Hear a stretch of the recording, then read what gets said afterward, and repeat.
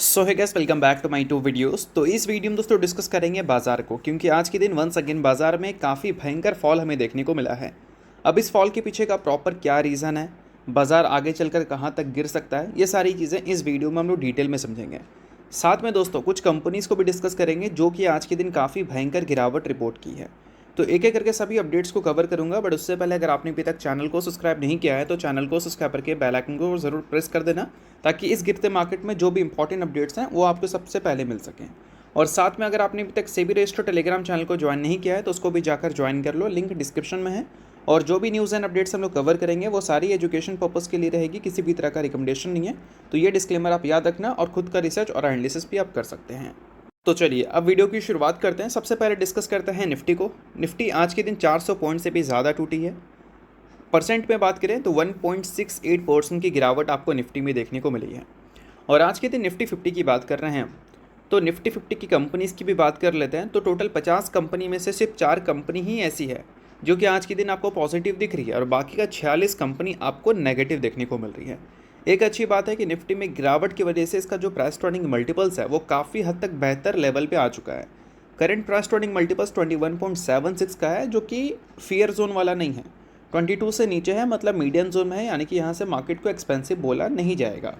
ठीक है, बट आज के दिन जो बाजार में गिरावट दिख रही है 1.6% का, ये गिरावट कुछ भी नहीं है, क्योंकि मॉर्निंग सेशन में अगर गिरावट के नंबर को देखें तो वहाँ पर निफ्टी तो आपको 2% से ज़्यादा गिरती हुई दिखी थी। अभी सेंसेक्स आपको करीब 1200 पॉइंट के आसपास नीचे दिख रही है, बट मॉर्निंग सेशन में वो करीब 1600 पॉइंट आपको नीचे देखने को मिल रही थी। अब इसके पीछे का सिंपल सा रीज़न है मिडिल ईस्ट में क्राइसिस। अब मिडिल ईस्ट के क्राइसिस की वजह से हमें कोई कुछ फ़र्क नहीं पड़ता, बट जब मिडिल ईस्ट या किसी भी देश में कोई भी वॉर जैसी चीज़ें होती हैं और उससे क्रूड ऑयल का प्राइस जब बढ़ता है तब हमें काफ़ी ज़्यादा फ़र्क पड़ता है।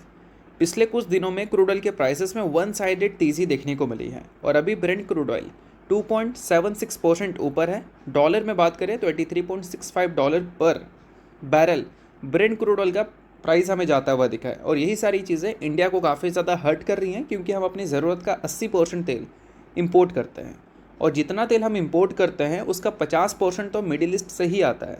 और वो 50% में भी पूरा का पूरा नंबर स्ट्रेट ऑफ हॉर्मुज़ से ही आता है, और उसको जो बंद कर दिया गया है उस वजह से वो 50% का जो सप्लाई है वो रिस्क पे आ चुका है। इसी वजह से इंडियन स्टॉक मार्केट इतनी बुरी तरह से गिर रहा है।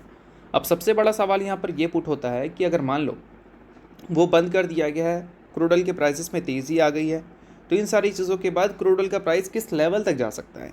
तो अब दोस्तों वीडियो में आगे बढ़ने से पहले बात कर लेते हैं एक सेबी रजिस्टर्ड टेलीग्राम चैनल के बारे में, जिसका नाम है ट्रेडर पाजी।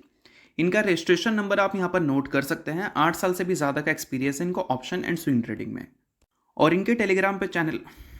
इसके अलावा दोस्तों मार्केट समरी से रिलेटेड कंप्लीट डिटेल्स आपको यहाँ पर अपडेटेड देखने को मिलती है। उसके अलावा मार्केट के जो इंपॉर्टेंट लेवल्स हैं वो सारी चीज़ें भी आप यहाँ पर चेकआउट कर सकते हैं।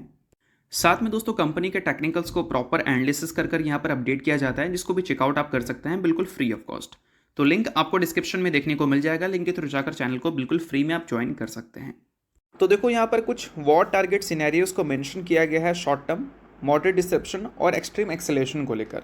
इसमें अगर हम शॉर्ट टर्म स्पाइक की बात करें तो गोल्डमैन सैच ने ये बताया है कि अगर 5 हफ्ते से ज़्यादा स्ट्रेट ऑफ हॉर्मुज़ बंद कर दिया जाए तो क्रूड ऑयल का प्राइस $100 पर बैरल तक भी जा सकता है। और मॉडरेट डिस्ट्रप्शन ही अगर हमें देखने को मिले तो 76 से लेकर $85 पर बैरल तक क्रूड ऑयल का प्राइस जाता हुआ नज़र आ सकता है। और काफ़ी एक्सट्रीम एक्सेलेरेशन हमें देखने को मिल जाए ईरान की तरफ से तो क्रूड ऑयल का प्राइस $150 पर बैरल तक भी जा सकता है। काफ़ी सारे एनालिस्ट ने रेड अलर्ट भी दे दिया है इस सिनेरियोस को लेकर। तो ये सारी चीज़ें मैं आपको इसलिए बता रहा हूँ क्योंकि अभी काफ़ी सारे लोग ये सोच रहे हैं कि मार्केट कहाँ तक गिरेगा। तो देखो मार्केट की अगर हम सपोर्ट की बात करें तो 24,300 का एक सपोर्ट है, 24,337 का भी एक सपोर्ट हमें देखने को मिलता है। तो ये एक सपोर्ट जोन है निफ्टी का। अब निफ्टी का सपोर्ट जोन से निफ्टी हमेशा ऊपर तो जाती हुई दिखेगी नहीं, सपोर्ट रेसिस्टेंस सभी ब्रेक हो सकता है अगर कोई ऐसी न्यूज़ हमें देखने को मिल जाए जो कि उस सपोर्ट और रेसिस्टेंस से ज़्यादा वैल्यू रखती हैं, तो ईजिली सपोर्ट और रेसिस्टेंस दोनों का ब्रेकआउट ब्रेकडाउन हमें दिख सकता है। अब मान लो क्रूड ऑयल का प्राइस $83 पर बैरल तक है और आने वाले कल में वो 90 से लेकर $100 पर बैरल तक चल जाए, तो क्या कोई सपोर्ट और रेसिस्टेंस मैटर करेगा?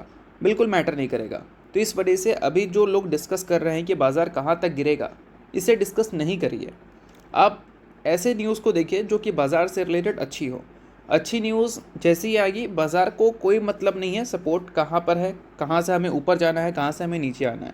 अच्छी न्यूज़ है तो मार्केट में लोगों का इंटरेस्ट आएगा, सपोर्ट रेसिस्टेंस वहाँ पर मैटर करेगा ही नहीं, इस चीज़ को ध्यान में रखना। और इंडिया विक्स हमें ये दिखा रही है कि बाज़ार के लिए अभी का जो सेंटिमेंट है वो हाईली नेगेटिव है, तो सपोर्ट ढूंढने का कोई मतलब ही नहीं है।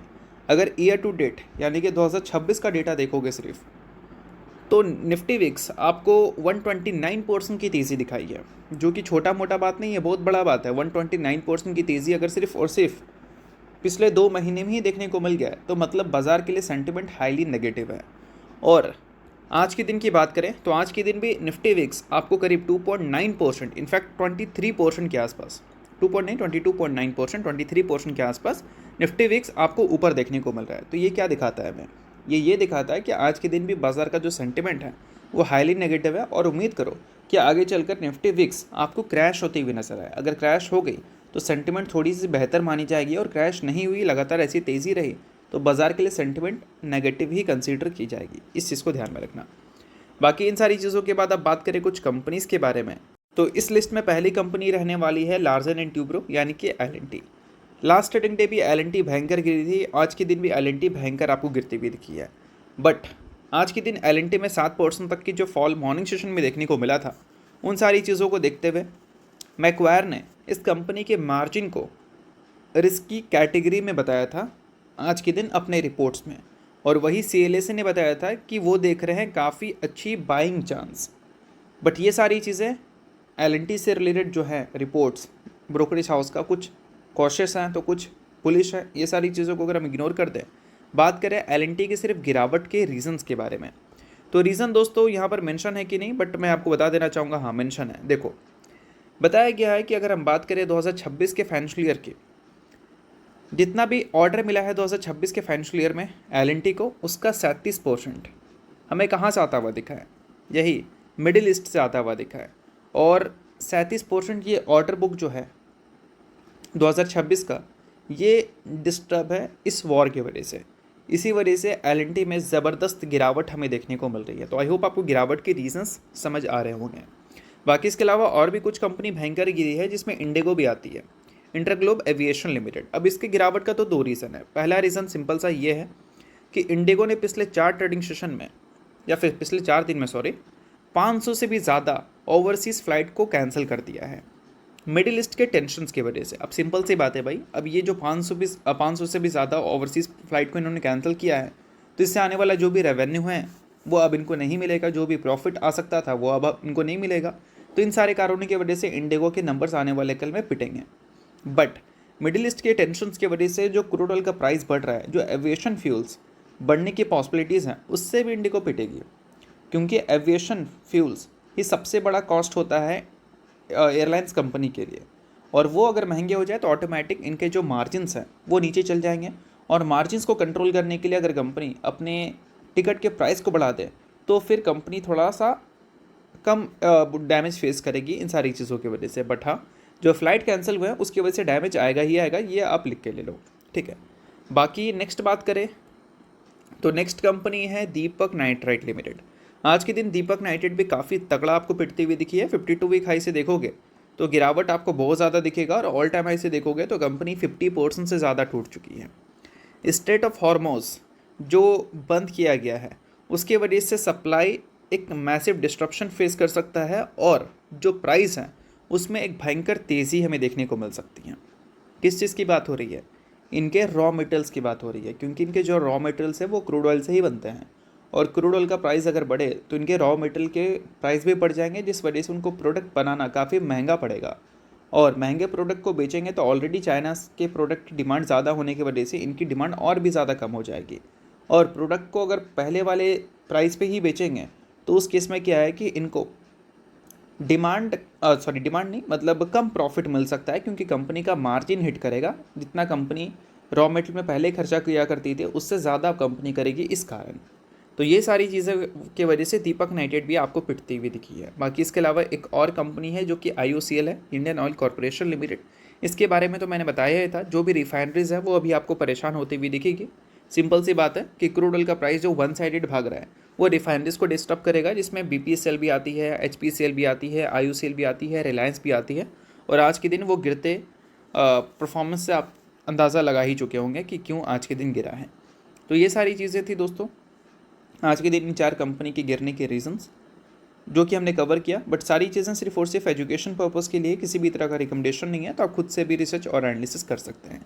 तो होप करता हूँ ये वीडियो आपको अच्छा लगा होगा और लाइक कीजिए, पहली बार सब्सक्राइब कीजिए। बहुत बहुत शुक्रिया।